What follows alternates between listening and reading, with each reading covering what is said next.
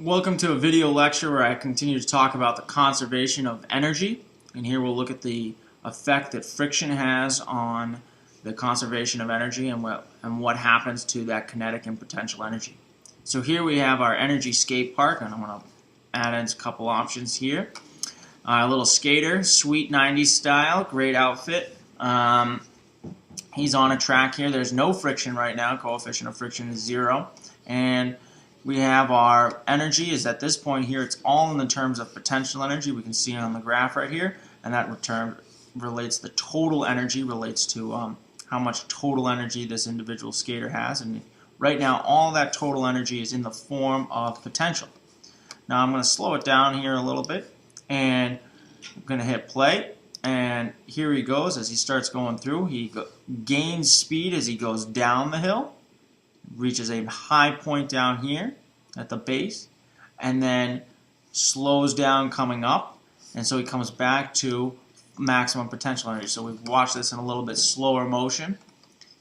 He gains potential energy as he moves up, starts losing potential energy, gaining kinetic, gaining speed, until he gets down to the bottom, and then he does the reverse, losing kinetic and that kinetic turning into potential energy.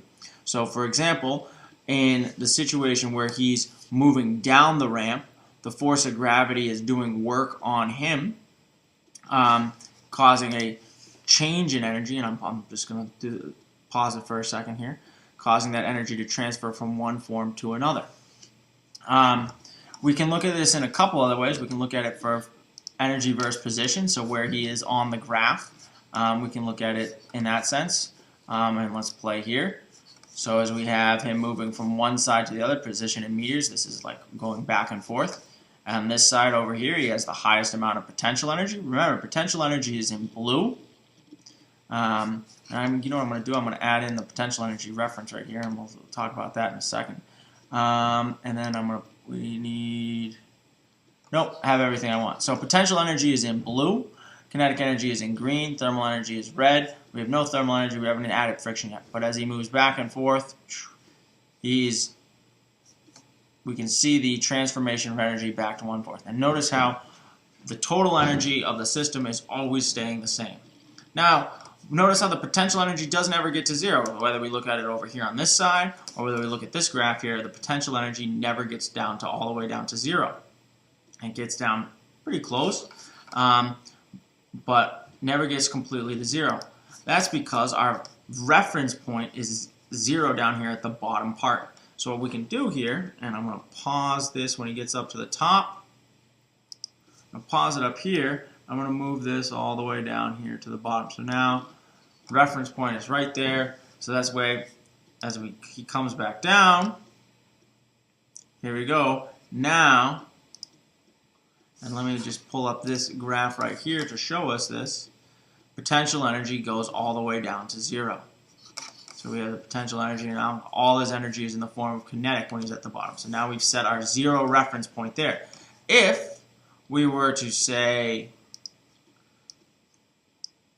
set our 0 reference point up here, we would have negative potential energy. So here we have it going.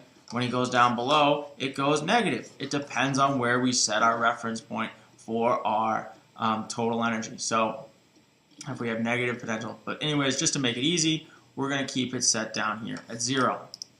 Now, I'm going to reset him back up here. What effect does mass have on his total energy and therefore kinetic and potential energy? And what about his speed? So let's think here. If I increase the mass, what's going to happen to the potential energy? If I increase the mass, the potential energy is going to increase. Potential energy depends on mass and the force due to gravity, the acceleration due to gravity, and the height that he is from his reference point. So that's really what it is. The potential energy depends on the work done by gravity. But so as I increase the mass, the potential energy is going to increase. All right. If I increase the mass, what's going to happen to his kinetic energy? His total kinetic energy is going to increase. If I double the mass, his kinetic energy is going to double. If I double the mass, his potential energy is going to double. Awesome. If I cut the mass in half, it'll double. It'll get cut in half. What's going to happen to his speed if I increase the mass? And here's the interesting thing. If I increase the mass, so let's just double the mass for fun. Enter, and boom, we see the potential energy shoot up, total energy shoot up. Now, I want you to watch. Here we go. We have our simulation speed is slow, and there's really no change in speed as we go back and forth here. Let's look and see. I mean, this is relative here. So his speed, as he moves down here at the fastest point here, where his kinetic energy is the greatest, it's not actually changing. So the speed really depends on just the height and the acceleration due to gravity. So if I go back to restore the default, we see once again his speed is pretty much the same.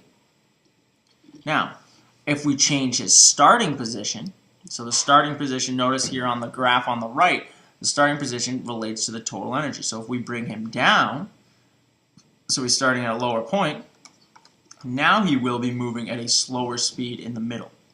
So that does affect his speed. That only really is the starting height. The other thing is we can change his acceleration due to gravity. If we decrease, let's say we go to, let's move him up here somewhere. If we put him on the moon, acceleration due to gravity is going to decrease from Earth to the moon. It's less on the moon. So we would expect his potential energy to decrease. It does. Okay, awesome.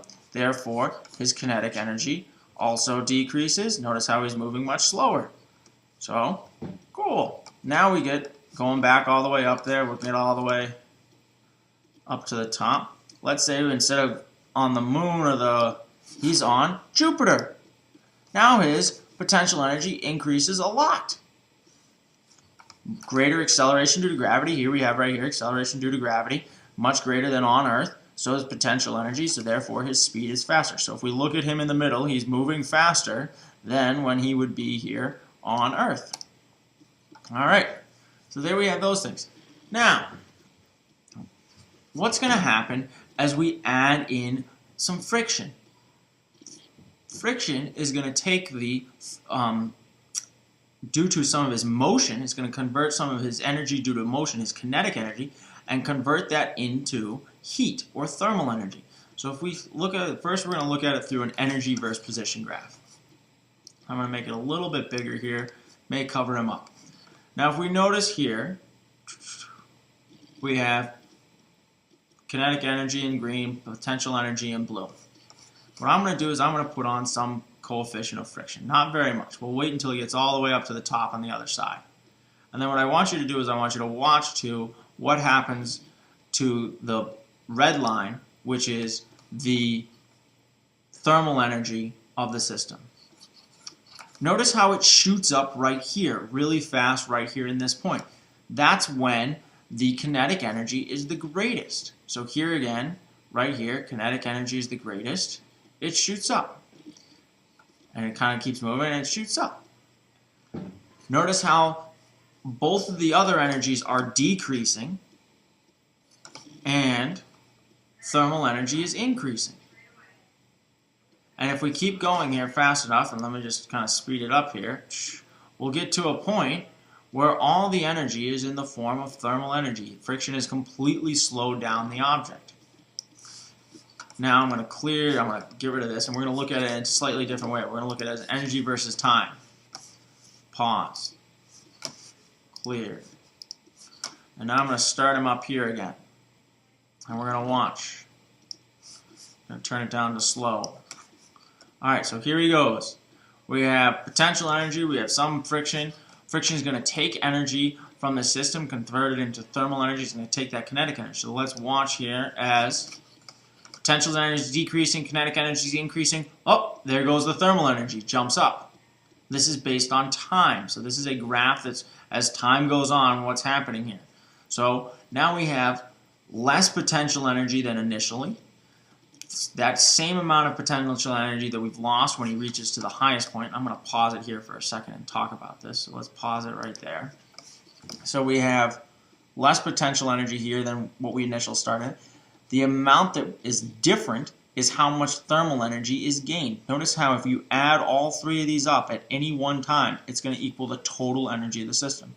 The total energy of the system remains constant. And the big thing here is that the friction is caused by his motion, and when he's moving at a higher speed, the transfer of energy from kinetic to thermal energy is much greater. So it depends on that. So if we play and we continue, and let's just go really fast here.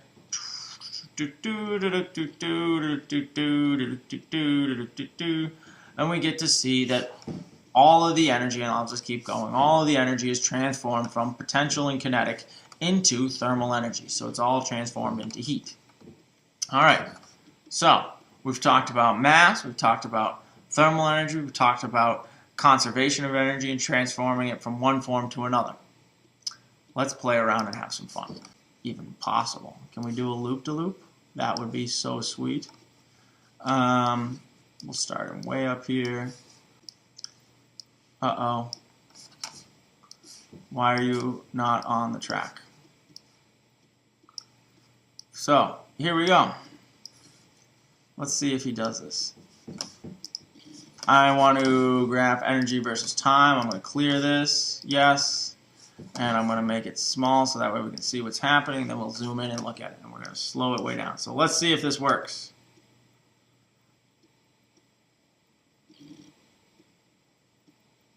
Oh, no. He's gone. Nope. Well, so have fun. Play around with this.